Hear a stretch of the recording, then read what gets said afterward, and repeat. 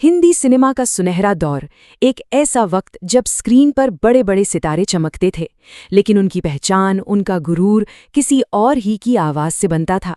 आज के सफर में संगीत के उन सुनहरे पन्नों को खोलते हैं और एक ऐसी दास्तान को समझते हैं जिसने इंडस्ट्री को हमेशा के लिए बदल दिया।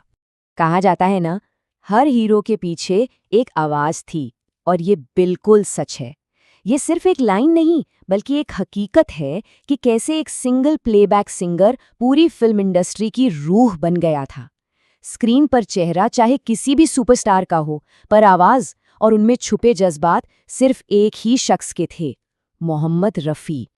अगर इनकी पीक डोमिनेंस की बात करें तो 1940s से लेकर 1980s तक इन 5 दशकों में रफ़ी साहब का दबदबा बिल्कुल अनडिस्प्यूटेड था। डेटा देखें तो उन्होंने कम से कम 77 टॉप बॉक्स ऑफिस ब्लॉकबस्टर्स को अपनी आवाज दी है। ये एक ऐसा माइंड ब्लोइंग रिकॉर्ड है जिसने उन्हें उस दौर का बेताज बादशाह बना दिया। पर आखिर ये पॉसिबल कैसे हुआ? इसका राज था उनका एक वोकल कमीलियन होना।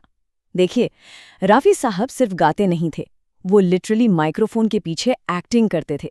वो हर ऑन स्क्रीन एक्टर के मूड, उनके फिजिकली चलने के ढंग और उनकी पर्सनालिटी को अपनी आवाज में इतनी परफेक्टली ढाल लेते थे कि सुनकर लगता था एक्टर खुद गा रहा है।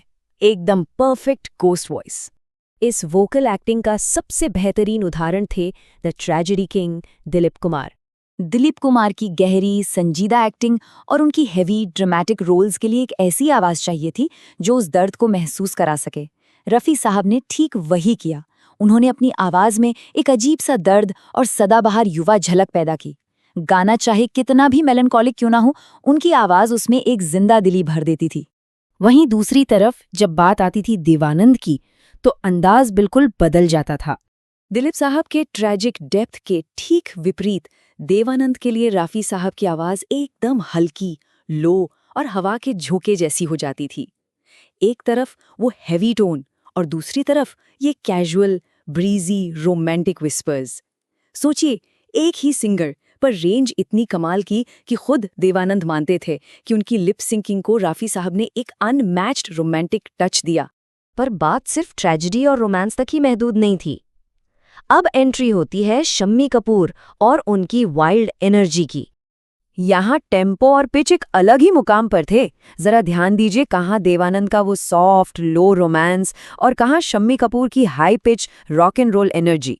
इन दोनों में जमीन आसमान का फर्क था, पर रफ़ी साहब ने अपनी वोकल रेंज से साबित कर दिया कि वो वाइल्ड शोर को भी बेहद सुरीले ढंग से गा सकते हैं।